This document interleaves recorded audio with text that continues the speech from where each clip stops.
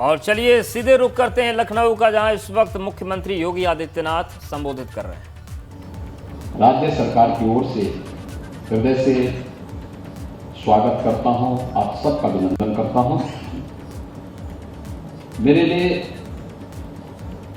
यह अवसर इसलिए भी महत्वपूर्ण है कि उत्तर प्रदेश के प्रशासन ने विगत 6 वर्ष के अंदर जो कुछ भी किया है उसे आप सबके माध्यम से देश तक पहुंचाने, देश के अलग अलग राज्यों तक पहुंचाने और आप सबके अलग अलग संघ लोक सेवा आयोग समेत विभिन्न राज्यों में हुए उन नए कार्यों को प्रदेश के अंदर, प्रदेश की 25 करोड़ जनमानस और यहां के युवाओं की उन आकांक्षाओं को हम वास्तविक व्यवहारिक धरातल पर पहुंचा सकें, इस दृष्टि से यह सम्मेलन हमारे लिए अत्यंत महत्वपूर्ण है। मैं सबसे पहले धन्यवाद दूंगा संघ लोक सेवा आयोग को, जिन्होंने उत्तर प्रदेश को इस सम्मेलन के लिए चुना है। इसलिए भी महत्वपूर्ण है जब ये देश अपनी आजादी के अमृत महोत्सव के प्रथम वर्ष में प्रवेश किया है। आदरणीय प्रधानमंत्री जी के नेतृत्व में इस देश ने आगामी अमृत काल की अपनी योजनाओं को लेकर के एक विस्तृत कार्य योजना तैयार की है। कोई भी समाज और कोई भी राष्ट्र अपने युवाओं की क्षमता, उनकी प्रतिभा और उनकी योग्यता को नकार करके कभी आगे नहीं बढ़ सकता। समाज के लिए एक आदर्श नहीं प्रस्तुत कर सकता। और इस दृष्टि से संघ लोक सेवा आयोग हो या राज्यों के लोक सेवा आयोग हो, इन सब की एक बड़ी भूमिका होती है। आप सब उत्तर प्रदेश में आए हैं। 25 करोड़ की आबादी का यह राज्य देश की सबसे बड़ी आबादी का राज्य है। देश की सांस्कृतिक धरोहर का प्रतीक भी है और देश के अंदर प्रशासन की कार्यप्रणाली की एक प्रयोग स्थली भी है। यहां पर उत्तर प्रदेश को अगर आप देखेंगे तो प्राचीन काल से ही ये भारत की आध्यात्मिक और सांस्कृतिक क्षेत्र का प्रतिनिधित्व करती रही है। मर्यादा पुरुषोत्तम भगवान श्री राम की पावन जन्मस्थली अयोध्या उत्तर प्रदेश में है। भगवान श्री कृष्ण की जन्मस्थली मथुरा उत्तर प्रदेश में है। उनकी लीला स्थली वृंदावन भी उत्तर प्रदेश में है। बाबा विश्वनाथ का पावन धाम काशी वाराणसी भी उत्तर प्रदेश में, और उत्तर प्रदेश में देश की पवित्र जो 7 पवित्र नदियां इस देश के अंदर प्रत्येक भारतवासी जिनका नित्य स्मरण करता है, गंगा और यमुना, इन दोनों नदियों का विस्तृत भूभाग उत्तर प्रदेश के अंदर ही यह है। उत्तर का संगम भी उत्तर प्रदेश में है। जिन्होंने उत्तर प्रदेश को दुनिया के एक सबसे उर्वरा भूमि के रूप में भी बदलने का कार्य किया है। यह सच है कि इन देवतुल्य नदियों के कारण उत्तर प्रदेश की भूमि अत्यंत उर्वरा बनी और अपनी उर्वरता के कारण ही एक बड़ी आबादी यहाँ पर कृषि और कृषि से संबंधित क्षेत्र में अपनी आजीविका की तलाश करती रही है और संकट के समय में मानवता के कल्याण का मार्ग भी प्रशस्त करती रही है। ये वही भूमि है। आप इस समय प्रदेश की राजधानी लखनऊ में हैं। लखनऊ के बगल में ही हमारा सीतापुर जनपद है। मेरी सारणी इसी सीतापुर जनपद में है।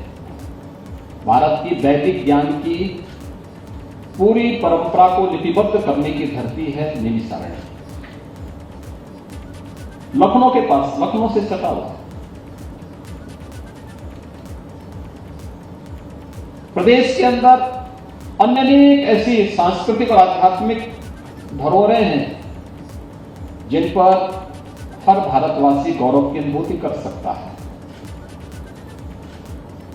उत्तर प्रदेश ने देश की आजादी के आंदोलन में भी एक बड़ी भूमिका का निर्वहन किया था।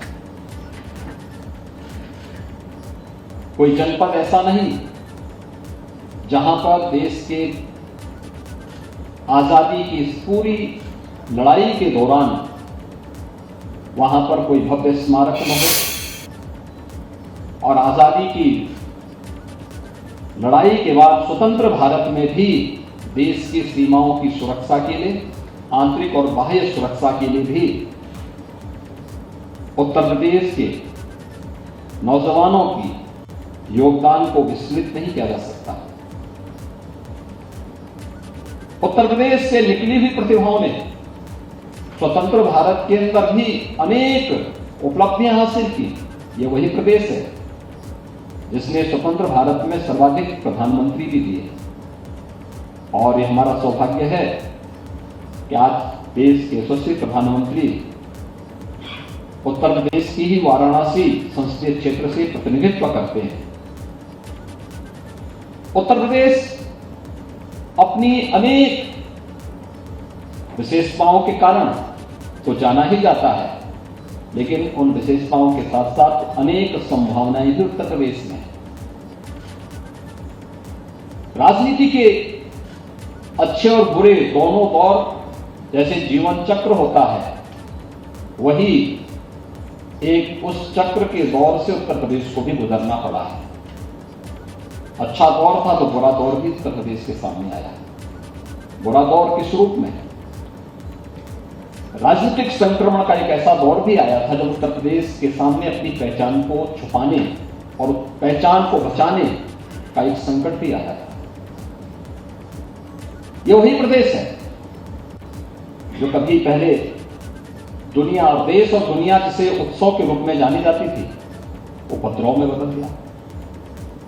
यह वही प्रदेश है जो अपने महोत्सव के लिए जाना जाता था, जिसने देश को महोत्सव दिए। दीपावली कैसे होनी चाहिए? आप जाइए अयोध्या से, अयोध्या ने दुनिया को दिया, लेकिन यहां पर महोत्सव नहीं। दीपावली कैसे होती है? दीपावली के 15वें दिन देव दीपावली कैसे काशी में होती थी, जिस उत्तर प्रदेश ने दिया। होली का रंगोत्सव कैसे होना चाहिए, जिस उत्तर प्रदेश ने दिया था। महोत्सव और पर्वों के उत्तर प्रदेश ने पर्व और महोत्सव को विस्मृत करके राजनीतिक संक्रमण के उस दौर में उत्तर प्रदेश को माफियाओं की गिरफ्त में ऐसे झगड़ा था कि जैसे लगता था कि अब इसका कोई भविष्य नहीं है। लेकिन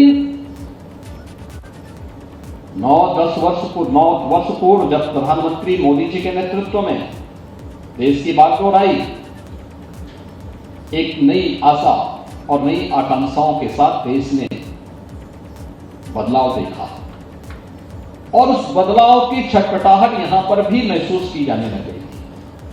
लोगों ने उस बदलाव को अपने साथ जोड़ने का कार्य किया और आज विगत 6 वर्ष के अंदर उत्तर प्रदेश के अंदर हुए बदलाव आप सबके सामने है। हमने पिछले 6 वर्ष के अंदर उत्तर प्रदेश की जब हम लोग 2017 में प्रदेश की सत्ता में आए थे, तो उस समय मैं एक बात देखता था, उत्तर प्रदेश लोक सेवा आयोग से जुड़ी हुई कोई भी परीक्षा रही हो, अधीनस्थ सेवा चयन आयोग से जुड़ी हुई कोई परीक्षा रही हो, उच्चतर शिक्षा चयन आयोग या माध्यमिक शिक्षा चयन आयोग से जुड़ी हुई या पुलिस भर्ती से जुड़ी हुई कोई भी ऐसी प्रक्रिया रही हो, आपने देखा होगा हर एक में अंबार थी, शिकायतों का अंबार था, न्यायालय के स्टे थे, न्यायालय की गंभीर टिप्पणियां थी। उत्तर प्रदेश की उस समय 22 करोड़ की आबादी थी और उत्तर प्रदेश पुलिस बल में 1.5 लाख पद खाली पड़े थे। अनुमान कर सकते हैं जिस पुलिस के भरोसे प्रदेश की सुरक्षा होनी चाहिए थी, उसमें 1.5 लाख पद खाली हैं। मैंने पूछा पद क्यों नहीं भरे जा रहे हैं? पता लगा कि सुप्रीम कोर्ट का स्टे है। स्टे क्यों है? कोई खामी होगी ना, उसको दूर करिए। प्रक्रिया पारदर्शी नहीं थी, भाई भतीजावाद, जातिवाद। जो लोग सामाजिक न्याय का मुखौटा लगा करके समाज को दिग्भ्रमित करते थे, कैसे भर्ती की प्रक्रिया में भेदभाव उनके द्वारा होता था। ये योग्यता और प्रतिभा के साथ अन्याय नहीं तो क्या था, और न्यायालय उसमें हस्तक्षेप नहीं करता तो क्या करता। जब प्रक्रिया को पारदर्शी तरीके से आगे बढ़ाया गया, भर्ती बोर्ड कैसे कार्य करेगा, इसके लिए अच्छे ईमानदार अधिकारियों की टीम तैयार की गई। और मुझे बताते हुए प्रसन्नता है कि पिछले 6 वर्ष के अंदर हम लोगों ने प्रदेश के अंदर 1,64,000 से अधिक पुलिस भर्ती की प्रक्रिया को पूरी पारदर्शी तरीके से संपन्न किया। जब 2019 का लोकसभा चुनाव चल रहा था, चुनाव के परिणाम आए तो जो मैंने कहा था एकदम वही था, परिणाम सब हमारे अनुकूल था। हर गांव का व्यक्ति उन क्षेत्रों जनपदों से हर जनपद का प्रतिनिधित्व भर्ती की प्रक्रिया के साथ जुड़ता हुआ दिखाई दे रहा था। उन नौजवानों को जिनको कभी विश्वास ही नहीं होता था कि हम भी भर्ती हो पाएंगे, आज उत्तर प्रदेश पुलिस बल में वे सभी अपनी सेवाएं दे रहे हैं। और परिणाम जब पारदर्शी भर्ती की प्रक्रिया है तो कानून व्यवस्था की भी अपनी एक नजीर उत्तर प्रदेश को बनाने में सफलता प्राप्त हुई है। क्योंकि भेदभाव किसी नौजवान के साथ नहीं हुआ, तो वह भी अपना जो सबसे अच्छा हो सकता है वह प्रदेश के लिए आज देकर के कर रहा है। अनुशासन भी बनाता है, नए नौजवानों को भी इसके लिए प्रेरित करता है और अच्छे तरीके से आगे बढ़ाता है। शिक्षकों की भर्ती की प्रक्रिया आपने देखा होगा, उत्तर प्रदेश के अंदर आदरणीय प्रधानमंत्री जी के मार्गदर्शन में जब देश ने एस्पिरेशनल डिस्ट्रिक्ट की प्रक्रिया को नीति आयोग ने आगे बढ़ाया था, उस दौरान प्रदेश के भी जो देश के 112 जनपद थे उनमें से 8 जनपद उत्तर प्रदेश के थे। जब नीति आयोग ने ये सूची जारी की थी, उत्तर प्रदेश के 8 जनपद रैंकिंग में 100 से और 112 के बीच में ही थे। और जब गत वर्ष भारत सरकार ने एस्पिरेशनल डिस्ट्रिक्ट की सूची जारी की, जिन्होंने सामान्य विकास की प्रक्रिया के साथ अन्य जनपदों की दौड़ में वे शामिल हुए हैं, मुझे बताते हुए प्रसन्नता है कि जो टॉप 10 के राज्य थे उनमें से उत्तर प्रदेश के 5 थे और टॉप 20 में उत्तर प्रदेश के सभी 8 जनपदों में स्थान प्राप्त किया। कारण था वे पिछड़े इसलिए थे क्योंकि वहां पर ईमानदारी से भर्ती नहीं हुई, मैन पावर नहीं, शिक्षक नहीं थे। श्रावस्ती इनमें से एक जनपद है। कहते भगवान बुद्ध ने अपने जीवन में सर्वाधिक चातुर्मास श्रावस्ती में व्यतीत किए थे। भगवान राम के पुत्र ने श्रावस्ती बसाई थी और श्रावस्ती मैं 120 विद्यालय ऐसे थे 2017 के पहले जिनमें एक भी शिक्षक नहीं था, और आज आप श्रावस्ती जनपद की रैंकिंग को देखेंगे, हर व्यक्ति देखेगा, क्योंकि हमने सभी संबंधित विभाग से कहा भाई हर विद्यालय में शिक्षक होने चाहिए।